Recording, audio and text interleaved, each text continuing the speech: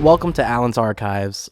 Back in 2020 when I started this show, the first person I ever reached out to was Jerry Rees, and we mostly talked about A Brave Little Toaster. That conversation led to another, and in 2023, I sat down with him personally at CTN Studios and asked him about a Goofy movie. That's when he told me a story I've never heard, how he was brought in as the fixer to save a Goofy movie which was dead in the water. So when I watched the new Disney Plus documentary, I was waiting for that story.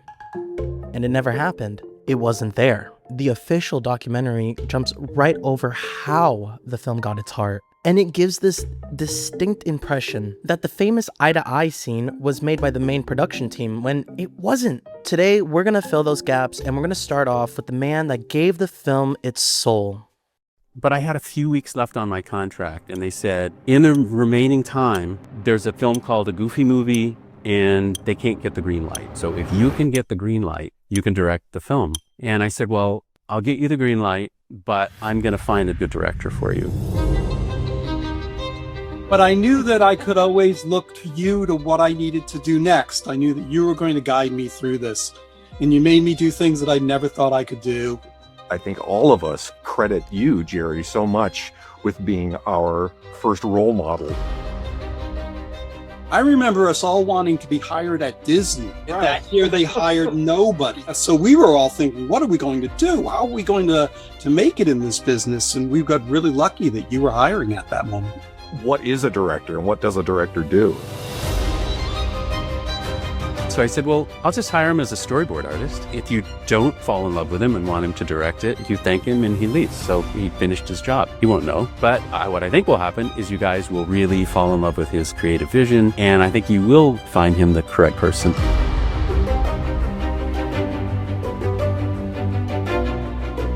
But I always felt like I was willing to go on the journey because you believed in me.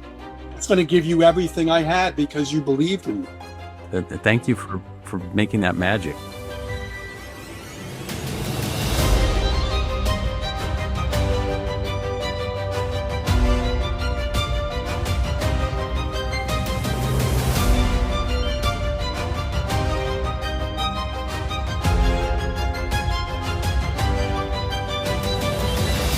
I just want to say one thing. Yes. Is that for me, I always thought you were the toaster.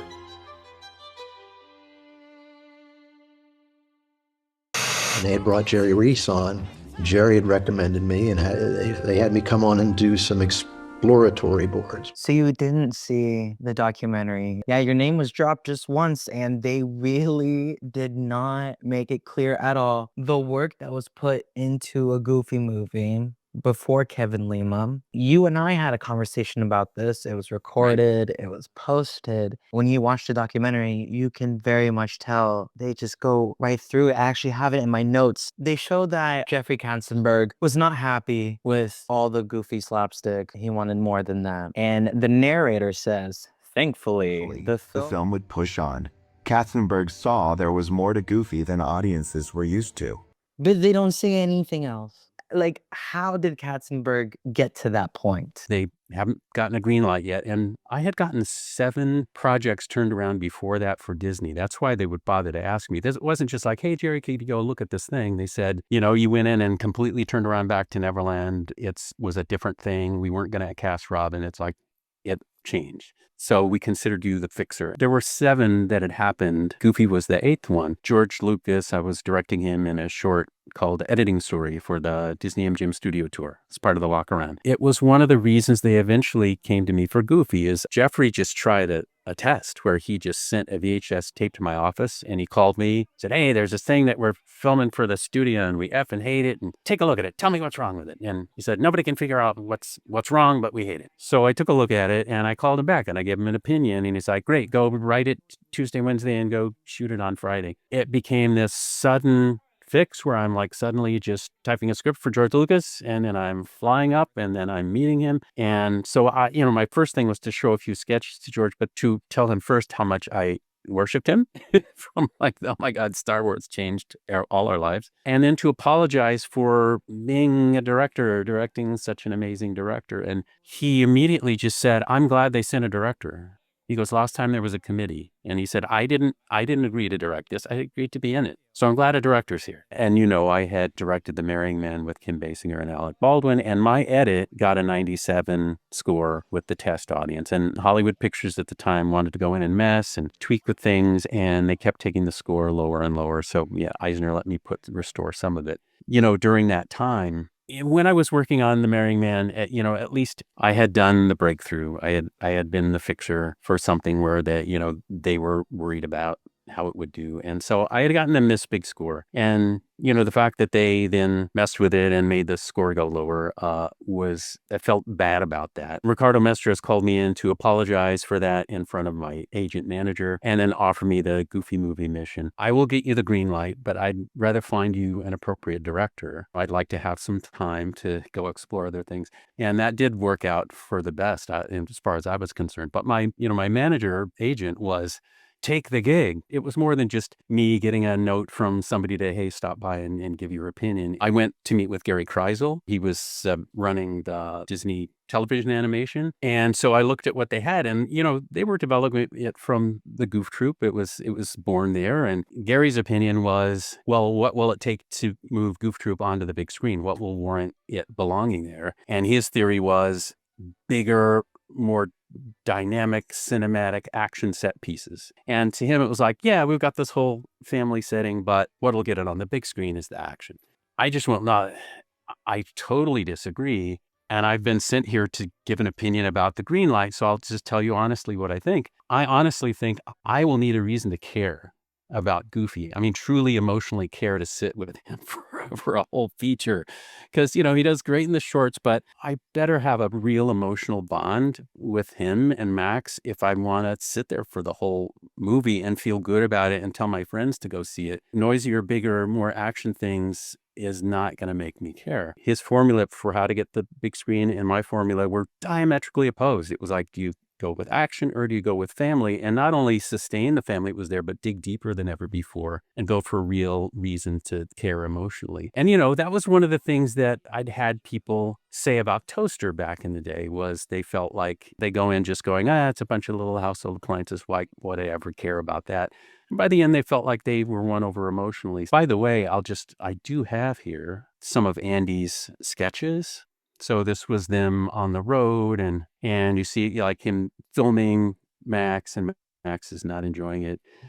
Stuff like where he's going to be the map keeper, but they go to things like the Possum Museum and, goofing off, embarrassing Dad. And so hitting these main things, but then, going out of control. And in the version that I did with Andy, it wasn't Bigfoot, it was a bear that had trapped them in the car.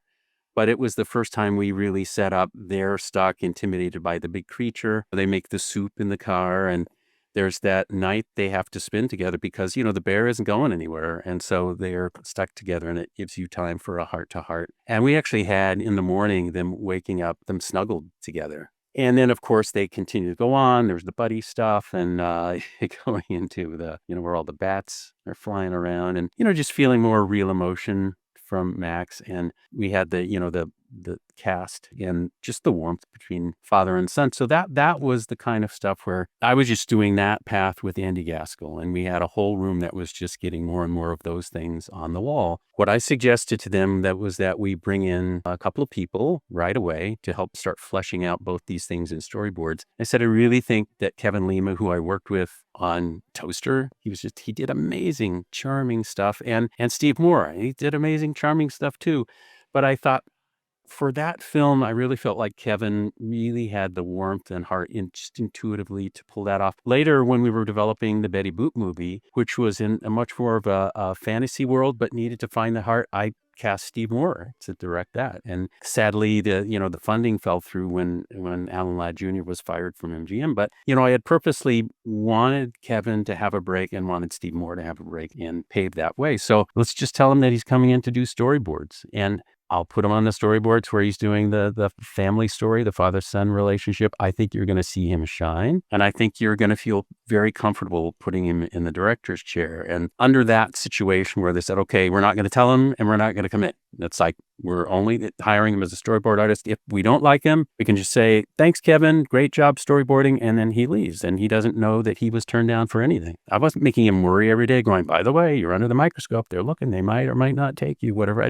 We didn't tell him any of that. We just went, hey, your boards are looking great today. What are you going to do at this moment? And it's like, oh, I'm going to do this. It's like, so we would huddle over, just he was doing his best boarding work to bring those heartfelt moments to life. As we got near the end, and I heard from Steve Moore, who, by the way, Steve Moore directed the Powerline sequence in Sydney. He was sequence director on that whole thing. So he personally went to Australia, worked with the whole crew and did that. I think you've had a conversation with him about that. And that's not really, from what I hear, that's not really addressed much in the documentary as well. But I clearly recall him making the commitment and going for 6 months to live in Australia. That was a big deal, coming back with such a wonderful sequence. But I heard from him that evidently Kevin had seen the interview that you and I did. Kevin had heard nothing about any of this until he watched our discussion. So, because I just let him make his movie. It's like, I didn't tell him I was destined for the director's chair. I worked on him. I just worked with Kreisel and Megan and Andy Gaskell behind the scenes. And when they accepted him, I was just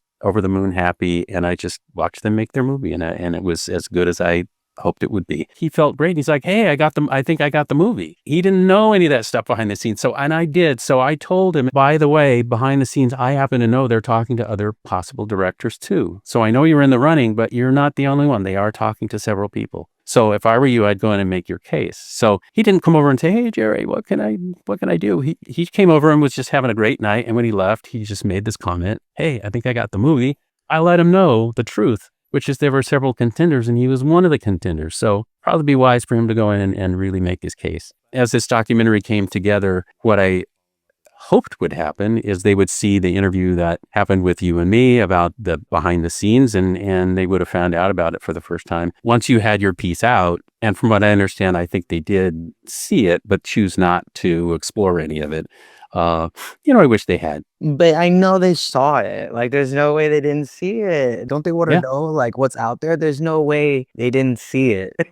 Well, from what I understand, Steve talked more about the full experience and going to Australia and was recorded doing that. And if it didn't wind up in the final, it's not a matter of not knowing. It's a matter of deciding not to tell that part of the story. And I don't know why that's happening. Kevin Lima, the two of you haven't really spoke about this. No, we haven't. I mean, at the time, like as I told you, when it was happening and they had said, here's your mission. And I'd said, I really think Kevin is your guy. They didn't want to feel obliged at all. They wanted to think, like, if they said, yeah, okay, Jerry, you think he's good, but we don't get along with him. So after storyboards, we're going to let him go and we're going to get our own director.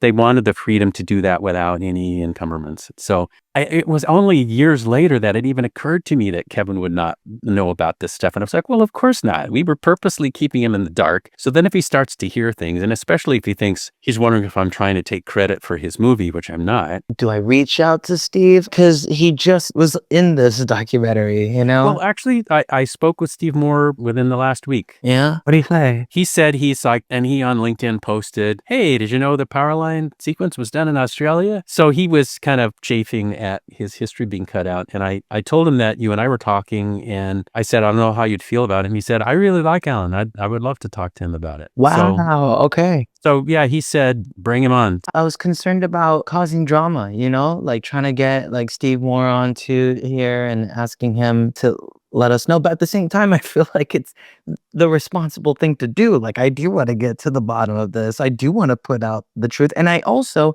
don't want to downplay Kevin Lima at all. I think that it's an unfortunate stumbling of the way that documentarians edited things, first having this sort of gap of knowledge that would have been an interesting chapter, and then sort of shortening it to take out more discussions with other contributors. As a documentarian myself, in the midst of telling Kevin Lima's story and telling the story of a Goofy movie, wouldn't it be cool? It's such a cool part of the story too, that the guy that did Brave Little Toaster rescued a Goofy movie before Kevin Lima grabbed the baton and finishes the race with what? And Why don't you ask Steve more, because he he Okay. took the whole journey of the film.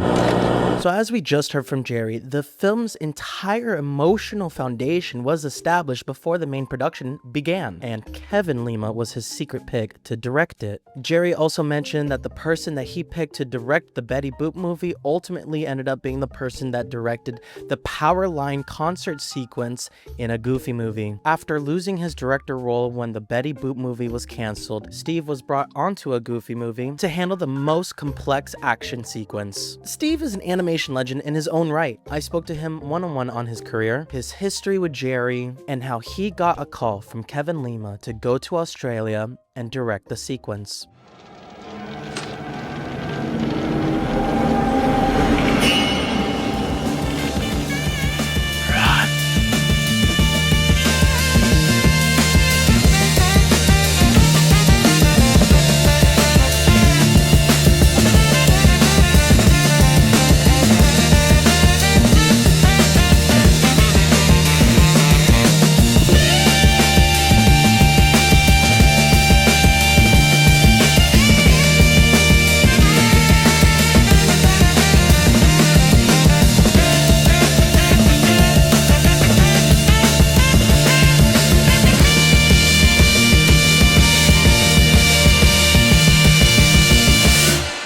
Steve Moore. I worked on The Brave Little Toaster, Nightmare Before Christmas. I directed all of the Other Reindeer. Emmy nominated for that. I got an Oscar nomination for a short film called Redux Riding Hood, and just worked on tons of stuff. And you also animated that fantastic reaction shot of Goofy when he sees the lady reaction.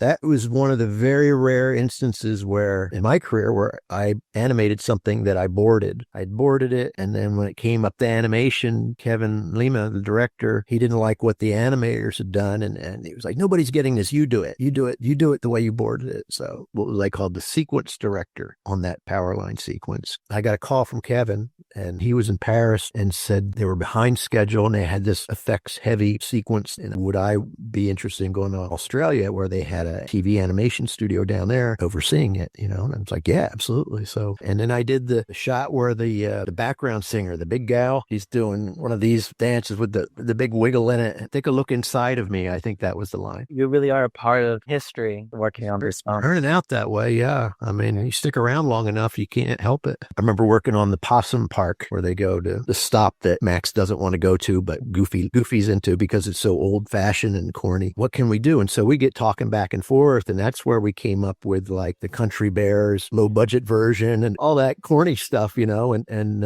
I'm boarding it, but I'm writing lines as we're boarding it, so I'm just thinking about like when I was a kid and that age and didn't want to be somewhere, and just how trying to get across that frustration in the boards and the dial, all that stuff, like things I never thought they would put in there, where Max is so frustrated and that little possum guy comes up and he just goes, beat it, doofus, and he smacks him in the head. Beat it, doofus. It made it in the movie. I thought there's no way this is going to make it, but it makes it in the movie. So it's kind of fun. And when that happens, it doesn't always happen. More times than not, stuff that I think is really fun, they'll either make me tone it down or take it out. A few years back, there was a screening at El Capitan, and I got to go be on a panel with Kevin and to be in the audience watching the film with them, where they're singing along and shouting out the lines that I wrote. It's a trip. We're not famous people. We're just little animation worker bees over here. But your work is famous, and it's cool because you have this anonymity that you can go sit in the audience and watch, and nobody has any idea what you did on it, but you get a kick out of it. Seeing an honest reaction like that. It's sort of like being the paprika in the soup here and there somewhere. So Pumbaa, stand by me. Were you waving hi to Jerry in Stand By Me when the toaster fell? Yeah. we put a toaster in there, yeah. Could you tell me about your mentors? Mentors? Well, Jerry would have to be number one. I mean, he was really the first one, really, as far as that went. On Toaster, Jerry was the one who really introduced me to controlled acting performances. I had to do these things with Toaster. Now Toaster wasn't funny. He wasn't funny. She wasn't funny. It wasn't her thing to be funny. And so a lot of it was like serious stuff where she's trying to be the glue of all this stuff and keep everybody together. And at first I didn't like it, but then there was the challenge of making her alive, putting a life behind her eyes. What's going on behind her eyes? You're trying to get a thought process across and these kind of things. And when you do that and then you see it in the dailies and it comes back and you're like, ooh, now I'm into this. As Steve just detailed, he was the sequence director of Eye to Eye, and he flew to Australia to do it. The official documentary, however, tells a different story. It presents a question in a way where you piece together that shit was made in Paris when it wasn't. This is how it went. Check it out. In the whole movie, what's the hardest sequence you had to do? Hardest sequence to pull together was probably Eye to Eye. That, of course, is not the full story. After speaking to Steve, I was able to get him to join a group call with other key members of the Eye to Eye sequence, including Leanne Hughes, Andrew Collins, and Georges Abolin. This was a team that was actually on the ground in the trenches animating this scene day to day. Here's a look at the crew, followed by a conversation about what it was really like to be a part of the magic and how they felt seeing their work uncredited in the official documentary. Good day, mates. I'm Michael Eisner, and it's an honor to personally congratulate you on the 10th anniversary of Walt Disney Animation Australia.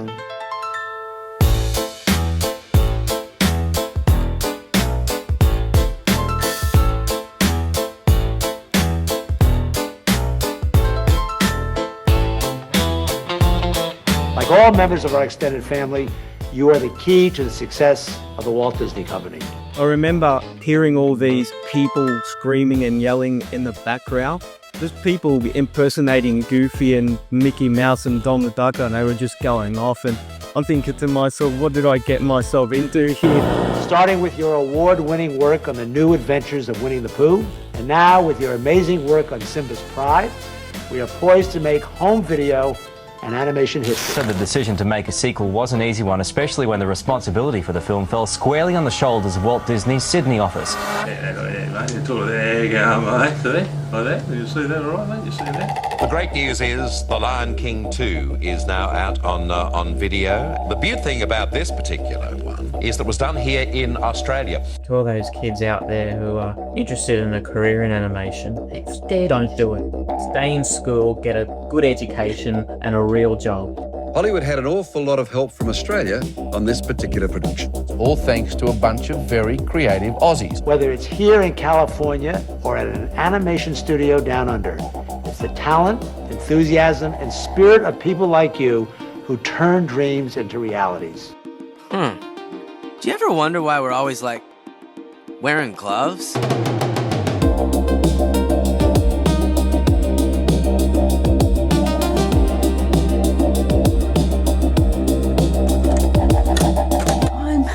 I'm Leanne Hughes. I've been in the industry for so long.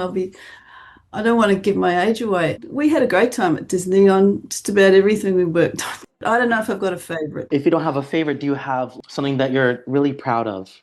I worked on Jane in Neverland, and I worked on Stitch in Lilo and Stitch as an animator, and that was fun because it was such a fantastic movie and show. So character lead for Timon, a shared character lead job actually on this one. I can't, there's just so many. I mean, you're talking with 18 years. My favorite Leanne scene on Goofy movie was when Goofy gets electrocuted inside the ball. Yes, that's right. All that crazy stuff and the timing, that was all Leanne. That was fantastic. Well, I've got to say, Steve, I know you really pushed for more extreme. That's the one thing I do remember is because I think I was trying to sort of keep it kind of on model or something and stretch them around, but not go crazy. And you said just go wild. And then the skeletons that pop on for like a frame. Yeah.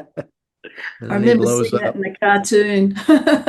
I only did a few little quick ones, some of Goofy and Max dancing with the eye-to-eye stuff. There was the big fat security guy trying to tackle Max. What are you doing here?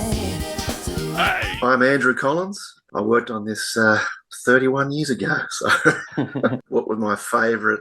And like Leanne, it's very hard to to pin down your favorite because, you know, every one of them was a great journey with everybody. So honestly, I've always felt that this movie was sort of a highlight for me. I just love the movie anyway. And I forget that I actually worked on it sometimes, you know, watching it with the kids when they were growing up. And I remember the one where the music cases got chucked in the room and they opened up and it was Goofy and Max fell out. Yes. And they walked up and then the girls walked past and they're like, wow, you know. Oh, when the girls walked by and Max. Yeah. Ah, that's great. That Okay. shot. Fantastic. And then a few dancing ones. There was the one where they're all dancing on the stage doing the you know, the perfect cast dance and a few close up things. One crazy vacation. And it's not over So here's the storyboards for this? There's this This is what they sent me to Australia with. Yeah, right. Oh, here we go. The animatic, and then I remember this really well. Yeah, that's it. Yes, I print out. You don't remember this? We looked at this every day for 4 months. Yeah, Look at gosh, this I remember all gold. this. There he is, Powerline. Yep. Oh, yeah, I did this shot. Remember this one?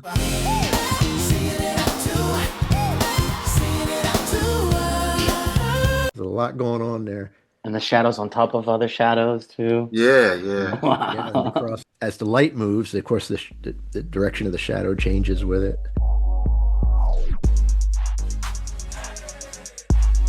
I think that was Steve Taylor. Had a real fluid style like that. Wow. Animating Goofy moonwalking, that's iconic. Did any of you watch the documentary? Not just a goof? Yeah, I did. Yeah. You liked it? Yeah, I did see some of that. Yeah. Yeah, I was a little bit disappointed there wasn't more about me. Me too. I thought, wow, I was waiting for our part to come up. I felt like we were sort of a part of it. I know you must have talked about it, Steve, in the documentary. I think you talked about Disney, but there was no like reference, like as far as I could see. No, that was disappointing. I talked about you guys, and I offered to put them in touch with you guys, and well, I guess it wasn't the story they wanted to tell. So yeah, it was disappointing that you guys weren't in it because it's the most popular sequence in the movie. That was amazing. I had no idea. All the merch. Every time I see a clip of something online, they're either playing that song or they're showing that footage. And I should try and get a bit for my reel. At this point, you don't really want to admit that you go back that far. I know. That's exactly right. The reaction I get is like, you worked on a Goofy movie and you're still alive, you know? What the hell? You think about it, it would be like, we worked on this in 1994. If we Yeah. went back 31 years, I know. that would be like somebody working on what was the one the Sword and the Sword and Stone. Yeah. Sword and Stone, you know, coming up and going. Yeah. I worked on Sword and the Stone. I'm like, what? Yeah. Yes, Don begged me to do a scene because he always said he always wanted to work on a feature. Don McKinnon, Alan, was running the studio. He was like the head of the studio at the time, and he had worked on the original Scooby-Doo series when I was a kid. Nice. Okay. And all that Hanna-Barbera stuff in the 70s where the quality, they were doing like 100 feet of animation a week. Right. Wow. They had their own school too. Yeah.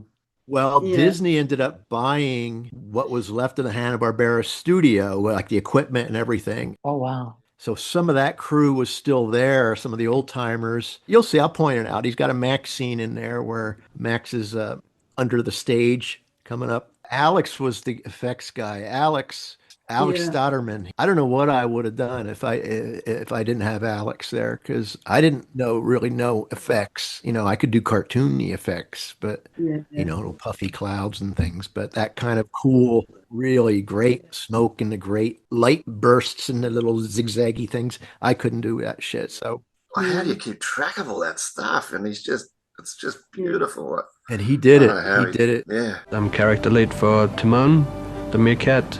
We really want to emulate that realism, and the original crew, the Bambi crew, they did exactly the same thing. So I'm very, very excited to be here today and study like the old guys did. There's a scene, it's a pretty quick scene, but it had so many effects going on. They had lights shooting, going around the stage, the tones on the characters from the lights, because, you know, unlike CG, you can't just light it and it lights the object. You have to draw the light on the object. And it was like a 32 layer scene. That's wild.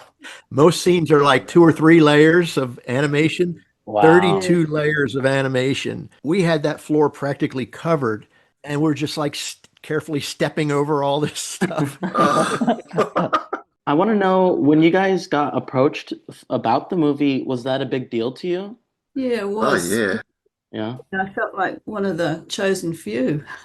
You were working on something else? We were all working on something else. I can't remember what the show was, but It might have been Aladdin, or it might have been yeah, it was around about that. Bonkers, or you know, sort of. It was just such a good little crew and group that we just had a great time. It was hard work, but it was. I think back to the Goofy movie, and that was awesome doing that. Yeah. And there was a shot where it was on the Open Road song, where it's Goofy and Max. They're driving in the car. They got the bag on top of the car. The car's CG. The bag on top of the car is hand animated, and it's got these ropes going across. And the ropes have got every little twist in them going around. I remember somebody saying to me, "Who's going to do this? Yeah. Who are you going to make do this?" And I thought, I'll do it. I'll do it. So I'd come in on the weekend and in between. Yeah. And now when that scene comes up on screen, I'm looking at that rope, you know. Yeah. I'm not looking at anything else. I'm looking at rope. I'm going, nice rope. And it took I spent a whole weekend just in between that freaking rope. Yeah. It's one of those things that's probably not very interesting unless you were there. No, I doing find it but- interesting. Yeah. What was the hardest for the both of you? The electrocution one, I guess, but that was kind of fun, you know.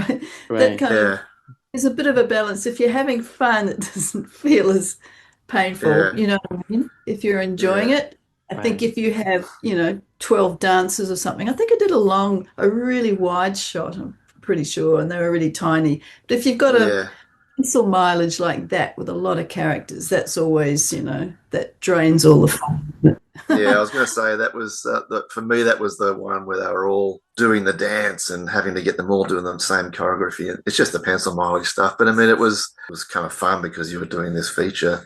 How would you describe Steve's leadership style, considering you're making something that's so fun, but at the same time it needs to get done at a certain time? So do I need to leave the room for a minute? Well, it was great for us working with Steve. It was great for us working with Steve, and especially because it was a feature as well, but he was really collaborative. And of course, he can draw really well. So, he could communicate through giving little sketches and drawings, and he knew exactly what he wanted as well. Yeah. So there was never anything vague, like there was have fun with it, but not in that vague way. Like, I don't know until I see it. He already had an idea of what he was after. I like seeing what people bring, I mean, it's the sort of thing, to me, it's like you kind of let them know where the boundaries are with it, but within those boundaries, that's the fun part when you, as an artist, having been an animator and everything and storyboard artist, when you can point to something in that and go, that's in the movie because I thought of it. I put it there, And then you're invested in it now, and it's more special, isn't it? Yeah, I saw a video of Michael Eisner that he sent to you guys. He starts right. Yeah. He starts off the video saying, "Hello, mate." Good day, mates. Wow, they know we're down here. Michael Eisner basically sends out an email, the big boss, and he sends out a group email, saying, how good Disney is and how good it went and all this. And I didn't know the guy, and I never heard of him, so I emailed back saying, I don't know who you are, but please do not send me any more emails. So, yeah. Congratulations, and thank you again. Enjoy your evening of celebration. You've earned it. I then said to someone, who's Eisner? And he said, that's the boss. That's the head of Disney. No, it was a pretty magic time, the Disney time, and like Leanne and I, we kind of, everybody who was there, we all grew up together, basically. It was kind of the stuff that we grew up on. So all those things, Peter Pan and Jungle Book, and so all those awesome movies that you grow up with, suddenly you you're animating the sequel, you're animating those characters, you're using the same model sheets that Milt Kahl used. Wow. So my name is Georges Abolin. Georges Abolin. To get me say my name in with English accent, so it's Georges Abolin. No. His name is actually Georges Abolin. I don't know. He's frozen. Oh, we froze George. Oh, he's frozen out. It might have been, Do you at get me, the guys? golf course. Hey, Okay. So I don't touch anything more. I just my hand behind my back and. Yeah. Can you hear me, guys? Hey. Yes. Hey, mate. I've changed computer. This is Alan, by the way. He's our interviewer. Nice to meet you. I kind of figure it out because you're the only one I don't know. Right. For what I remember very well, it's like I had a few scenes when the friends are watching TV and they play around with the cheese bottle and they make contact with their hands and they look at each other before they kiss. I don't remember the name of those two guys. Like there is a girl and a guy. I worked again with Kevin Lima, on Tarzan. The supervisor animator of Tarzan, Glenn Keane, he came to Paris and he selected a team of animators working on Tarzan, and I was one of them. And for us, we were all like, oh, wow, cool, to learn from a very skilled animator. And it was... Oh, mate, I remember being so jealous at the time because he was my favorite. Like, I love Glenn Keane and the stuff he like from Aladdin. I was like, oh mate, I just try to draw like Glenn Keane all the time. I worked on Hercules also. He was my supervisor animator on Hercules. And now I work as a storyboard artist. I worked on the Minions 2 and Migration. Is it the one with the ducks? Yeah, the one with the ducks. Yes. It was also made here in Paris. Hey, did you guys have Cheese Whiz in Australia back then? No. I think in France, if you try to put cheese in a bottle, you go to jail. Now, this scene, here's something you don't know, Alan, because everybody wants to point to Mickey Mouse being in the scene over here on the bottom left or bottom right. But in the upper left, this is Mandy Earle, who was like the head of the In-Betweening. Oh, yeah. And this is Mickey Cassidy, who was the head of Cleanup. Look at this guy. He's, I don't know what show he's from, but he's not even a Disney cartoon. He's like something from Nickelodeon. I literally had people threatening to quit and Cleanup because they couldn't make any money. The demands were too much and there were too many characters and this kind of thing. So I started coming in on weekends and I had time once I handed stuff off to you guys. But for us in animation, I remember it was like a ease because when we work on TV show, it was like 20 feet a week. That's right. Yeah, I remember I had my pile of scenes there and was like every week to make sure that. And when you arrive with this project, it was more like we have time to do a bit more nice animation. And as an animator, it was a bit of a fresh air coming, like we have more time and. Did you learn a lot from this project that carried on to the projects you worked on after this? We had the chance to work on Bambi number 2. That's right. So it was like okay, and you could feel it was like the end of 2D in a way, like of 2D animation. Oh wow. And to have the chance to work on Bambi, like okay, let's grab this chance. It must be amazing to work on characters that were first worked on by the 9 old men. You guys did work on that, Andrew and Leanne, on Bambi. I was a character lead on Bambi. So you were in my team, and it was amazing to work on things like that. Because when they saw what you were able to do, they gave you better stuff. No, you slowly quit just doing TV show. We moved off. And actually, you've done the 3 Musketeers, right? Very good, like feature quality. And I was sort of put on the Mickey Mouse team. And I was like, Mickey Mouse, I wanted to do Goofy, you know, like I did the Goofy movie and all that kind of stuff. And I really wanted to do Goofy. And they're like, no, you got to do Mickey Mouse. And I was like, oh, God.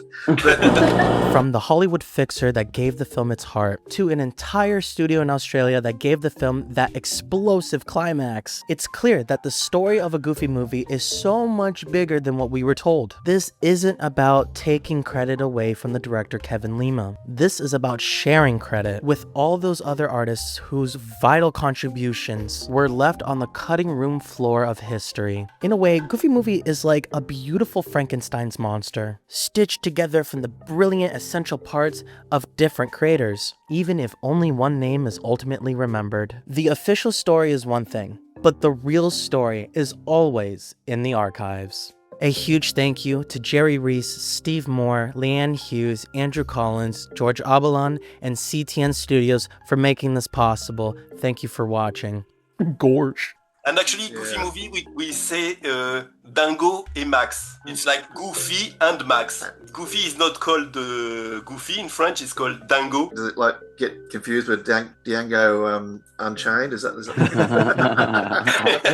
Django Unchained. This isn't Goofy. What's going on?